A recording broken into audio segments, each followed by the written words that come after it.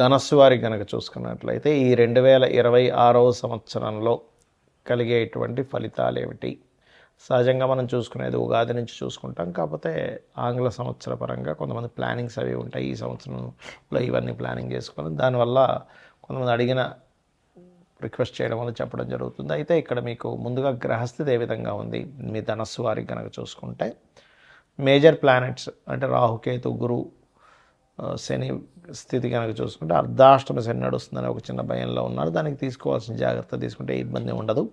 3వ స్థానంలో రాహువు, భాగ్యంలో కేతువు, అదేవిధంగా 7వ స్థానంలో గురువు యొక్క సంచారం జరుగుతుంది, గుర్తుపెట్టుకోండి.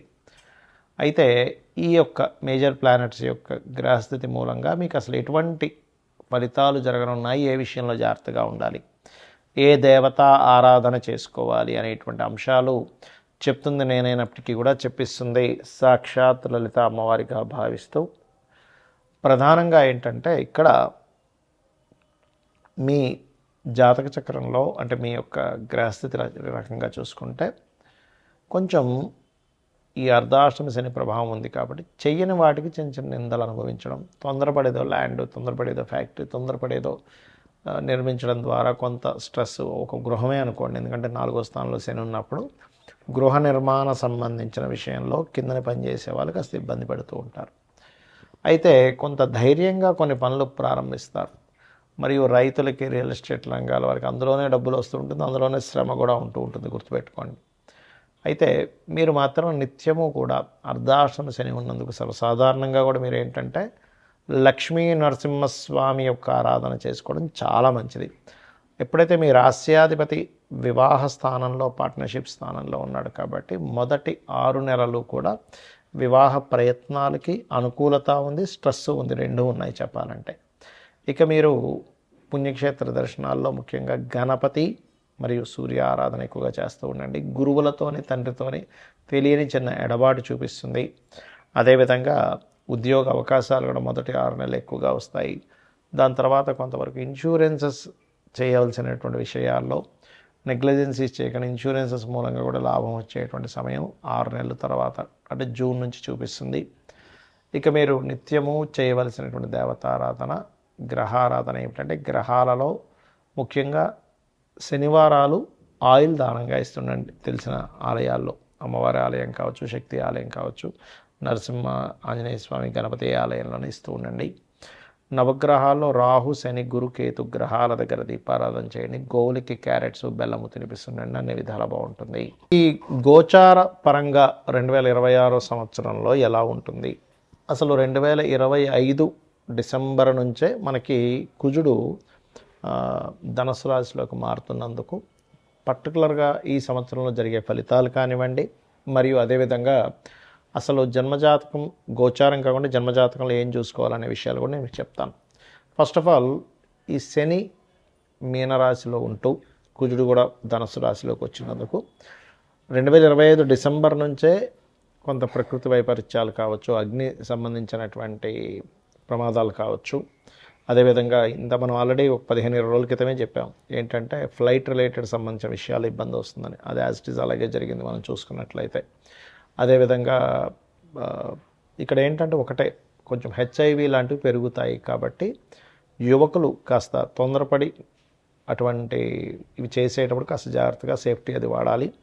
అదేవిధంగా మరొక విషయం ఏంటంటే ఇక్కడ కమ్యూనికేషన్ రంగాలు అండ్ సాఫ్ట్వేర్ రిలేటెడ్ సంబంధించిన క్రాష్ అవ్వడము, లేకపోతే షేర్ మార్కెట్, క్రిప్టో కరెన్సీ లాంటివి క్రాష్ అవ్వడం, మనం సరదాగా ఏదైనా మాట్లాడినా కూడా అది కొంచెం వైరల్ అవ్వడము, ప్రతి చిన్న విషయాన్ని కొన్ని ఇప్పుడు ఇవాళ రేపు మనం చూస్తూ ఉంటాం యూట్యూబ్ కానీ, ప్రెస్ కానీ, అలాంటివి కొంచెం వైరల్ చేయడం అనేటువంటివి చూపిస్తున్నాయి.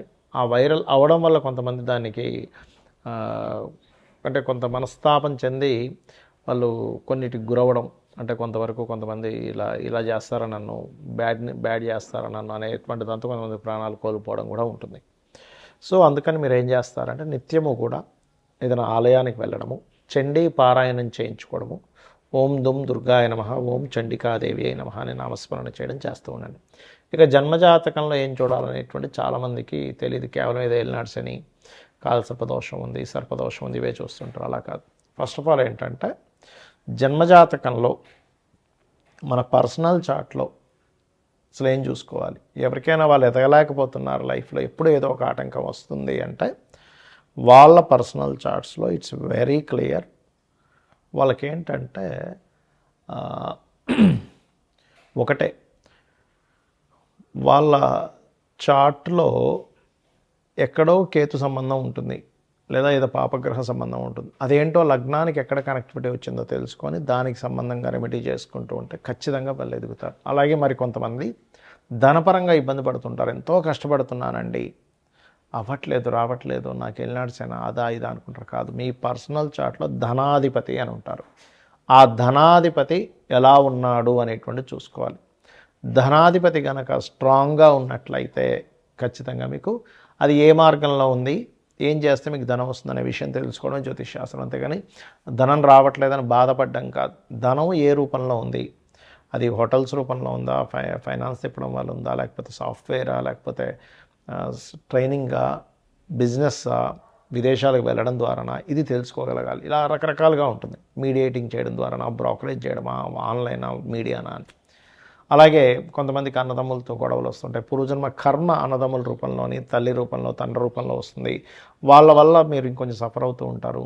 అలాంటప్పుడు వాళ్ళతో వీలైనంత మట్టుకు ఎక్కువ గొడవల్లోకి వెళ్ళకపోతే ఆ కర్మ అనేటువంటిది పెరగదు, గుర్తుపెట్టుకోండి. అదేవిధంగా మీరు ఏ ఫేసింగ్ ఇంట్లో ఉంటే మీకు కలిసి వస్తుంది, ఏ సంవత్సరంలో మీరు ఇల్లు కొనుక్కుంటే బాగుంటుంది, ఏ సంవత్సరంలో మీరు వివాహం చేసుకుంటే బాగుంటుంది, ఏ సంవత్సరంలో మీరు ఇన్వెస్ట్మెంట్స్ చేస్తే బాగుంటుంది, ప్రతి దానికి కూడా positive trigger and negative trigger అని ఉంటుంది. అంటే పాజిటివ్ ట్రిగర్ పడ్డప్పుడేమో మీరు చేసే ఇన్వెస్ట్మెంట్స్, మీరు తీసుకునే డెసిషన్స్ చాలా బాగుంటాయి, గుర్తుపెట్టుకోండి. అంటే చాలా బాగా కలిసి వస్తుంది. నెగిటివ్ ట్రిగర్ అయ్యేటప్పుడు మీరు చేసే ఇన్వెస్ట్మెంట్స్ కానీ, ఆలోచన కానీ, ప్లానింగ్ కానీ అవన్నీ కూడా తిప్పి కొడతాయి. అరే వేస్ట్ అయిపోయింది అంటూ ఉంటాం, డెడ్ ఇన్వెస్ట్మెంట్ అయిపోయింది, డబ్బులు కట్టే అంటూ ఉంటాం. అటువంటివి జరుగుతూ ఉంటాయి, గుర్తుపెట్టుకోండి. అలాగే మరొక విషయం ఏంటంటే, ఇక్కడ గమనించినట్లయితే, సరే జాతకం తెలీదు, మీరు ఒకటే గుర్తుపెట్టుకోండి, జన్మజాతకం తెలియదు, ఏమీ తెలియదు అనుకునేవారు రోజు నిత్యము లలితా సహస్రనామాల యొక్క శ్రవణము లేదా పఠనము ఉదయం సాయంత్రం చేయండి. ఖచ్చితంగా మీకు బాగుంటుంది. శ్రీమాత్రే నమః.